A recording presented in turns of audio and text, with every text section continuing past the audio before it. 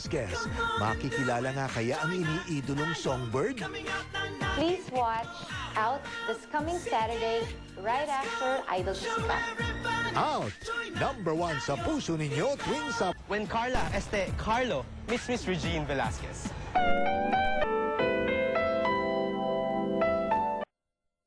When Carlo, Miss Regine Velasquez.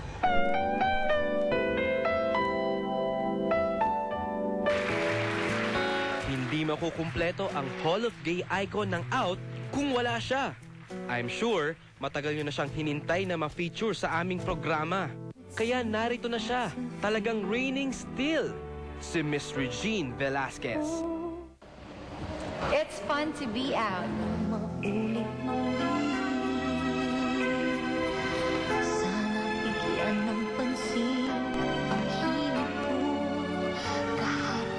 Marami sa atin ang sumabaybay sa pag-angat ng career ni Regine Velasquez. Mula nang mag-champion sa tanghalan ng kampyon, na mayagpag at naabot ang titulo na Asia Songbird. Because I love what I do and because the industry has helped my family a lot.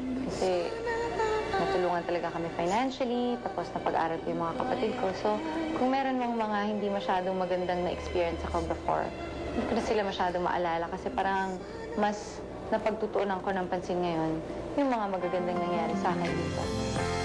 Sometimes I get lonely and all I gotta do is just think of you. Isang world-class recording artist si Ate Reg.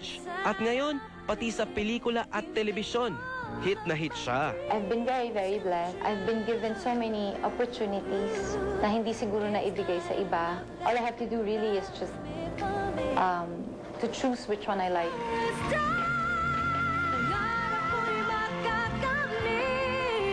At dahil sa kanyang amazing voice at unique sense of fashion, si Regine, kapuso ng napakaraming bading. Hindi lang bading, yung mga tomboy din. Lahat. Natutuwa ako. I'm very, very proud. For me kasi parang tawagin kang gay icon. Parang honor yun sa akin kasi parang iba parang Streisand, parang so nakakatuwa yun sa akin.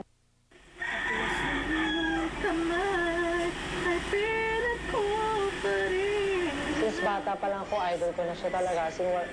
May dumating mga ibang singers, para sa akin si Regine pa rin yung the best. Si Carlo Balaw, isang simple at mabait nating sister. May special na pangarap. Matagal ng dream ni Carlo na maka face-to-face ang Songbird. Higher pa! Kaya naman siya ang napili ng Out para ma-meet ang ating diva. Grade 6 ako noon, kinanta ko yung song niya na Narito Ako. And then, nakapasok ako ng Grand Finals. Tapos luckily, siya yung judge number 1. Then, nung narinig niya akong kumanta, sobrang nakita ko siya, nakangiti siya sa akin kasi lalaki, tapos kakantahin yung kanta niya. So, parang na-amaze siya. So, ginalingan ko pa talaga nung nakita ko siya. Yun yung first time na nakita ko siya. Nais ni Carlo makaharap muli ang kanyang idolo. Ngayong isa na rin siyang diva o feeling diva, di ba? Carlo, alam natin pareho na napakadami nag-idolize kay Regine. Oo nga eh. Ako nga super-duper fan din niya. Kaya ang swerte mo, ikaw ang napiling fan meets idol. Pero, may challenges muna kami para sa'yo. Kaya mo kaya? Oo naman. O talaga, o sige, go! Salamat. Good luck sa'yo, bye! Ayan, ang feeling Regine at ang tunay na Songbird magkikita na. Go, Carla! Go!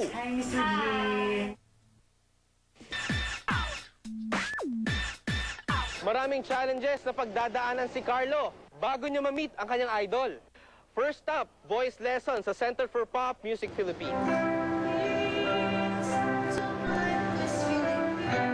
Nanggigigil na si Sir Butch Albarracin para banatin ang boses ni Carlo. Wow! At talaga namang kinarir agad ni Carlo ang challenge. Nakaya ko naman kasi nakita ko sa kanya tsaka kinongratulate niya ako na nakaya ko yung challenge na ginawa. Matapos ang voice lesson, diretso agad si Carlo sa kanyang susunod na pagsubok. Siyempre, kapag concert artist, dapat marunong ding sumayaw sa stage. Si Joey Puna naman ang tumulong kay Carlo. Since si Carla, idol niya si Regine, and everybody knows Regine is talagang mabilis mag-follow ng moves.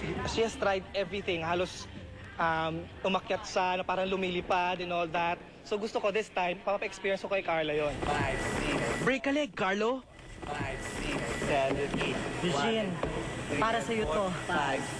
Aba, talagang nagtataray ang nagdidiva-divahan na ito. Meron pang kasunod, no? Ngayon mangyayari, parang Regine Velasquez. So harness yan, magagaling sa taas pababa. Kinakabahan talaga ako. As in, parang yun nga, feeling ko parang babagsak talaga. Pero hindi, inisip ko talaga, para kay Regine. Para, kasi challenge to eh, para may meet ko siya eh. Now, it's Carlo's time to shine.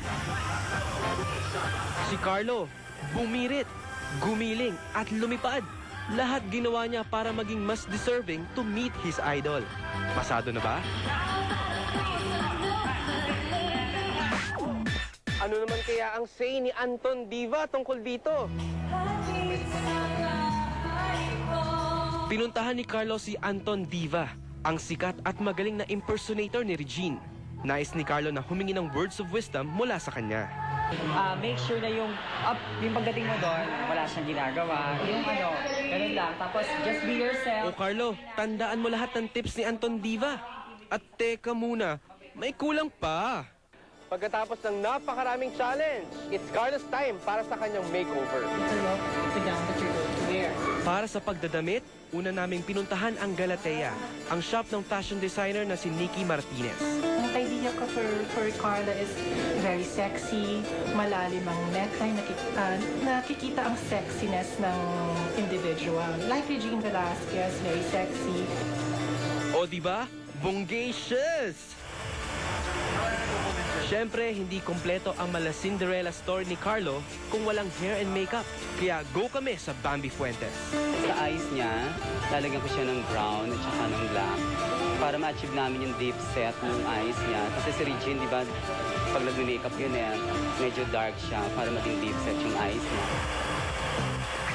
O Carlo, kaya mo pa ba? May pictorial ka pa sa photographer na si June Balbuena. Nakapapol, emotion, kaya nire-request ko sa kanya na magkaroon siya na mag-emote siya na maigi. Na talaga bang super gaya talaga. Na talagang gagawin natin siyang Regine Velasquez. Konti na lang Regine. Magkikita na tayo. Sa inyo, mga kapatid.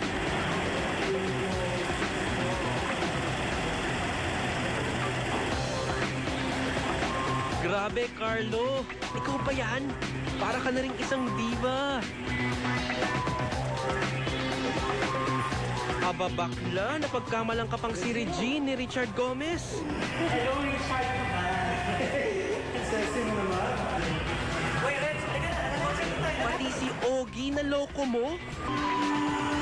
Buti naman, umaming kang hindi ikaw si Regine. Nabigyan ka tuloy ng VIP treatment sa SOP. Nasa front seat ka.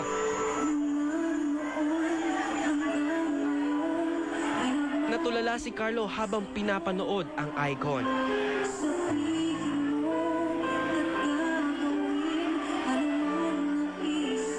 At matapos ang panonood, eto na ang moment of truth. Ayan, so nandito tayo sa party ni Mr. Regine Velasquez. Ayun, kinakabahan ako, pero excited ako kasi syempre, idol ko siya. Syempre, idol ko ng maraming kapatigan. Syempre, para sa kapatigan to, ha? Go for it. Hi, Miss Regine. I'm Marga. Hello. Ako yung avid fan mo. Ayan, sobrang... Oo, balita ko nga kung ano daw ang ginawa mo. Sobrang after all the challenges na ginawa ko talaga. Ano yung mga pinagawa sa'yo? Ayun, nag-voice lesson, nag-loob sa tubig, nag-tuba recording, nag-parang concert queen ever, ganyan. Aba, exciting mo pala. Well, dahil dyan, ikaw ay isang tutulang diva, manonood ka ng ating concert. Wow, thank you so December much. 3 and 4, Rainy City. Sa wakas, dumating na ang pagkakataong makapiling muli ni Carlo si Miss Regine.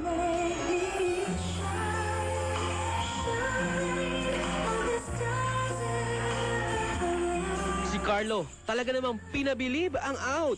Pinasa ang lahat ng challenge. Makapiling lang ang ating bida.